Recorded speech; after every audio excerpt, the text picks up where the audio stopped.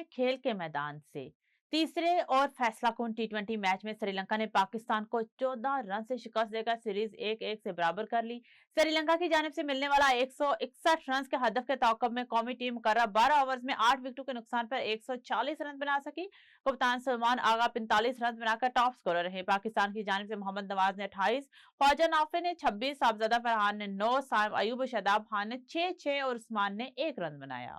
Pakistani cricket team के साबिक मायनाज spinner Saeed Ajmal ने क्रिकेट के मैदान में भारतीय रवैये पर सख्त रद्द-ए-अमल देते हुए कहा कि अगर इंटरनेशनल क्रिकेट काउंसिल भारत को नहीं रोक सकता तो आईसीसी बंद कर दें। साबिक क्रिकेटर सईद अजमल ने कराची में एक तकरीब से गुफ्तगू करते हुए कहा कि अच्छी बात है अमेरिका जाके पाकिस्तानी स्टार्स क्रिकेट खेल रहे हैं और पाकिस्तानी कम्युनिटी बड़ी तादाद में इनको देखने आते हैं। उनका कहना था कि स्पिनर उस्मान तारिक देखने में तो अच्छे लग रहे हैं, पीसीबी को एक्शन लेना चाहिए, हमारे खिलाड़ियों के ऊपर क्यों एक्शन के मसाइल आते हैं। पाकिस्तान क्रिकेट बोर्ड ने पीएसएल गवर्निंग काउंसिल का इजलास जुमेरात को तलब कर लिया, जिसमें टीमों के इंतखाब समेत अहम फैसले किए जाएंगे। पीएसएल गवर्निंग काउंसिल का यह इजलास वर्चुअल होगा, जिसमें नए सीजन का हतमी तारीख भी तय की जाएगी। पीएसएल हुकाम अब यह ऐलान करेंगे कि 26 मार्च के बजाय 23 मार्च से लीग का आगाज करने का हक में है।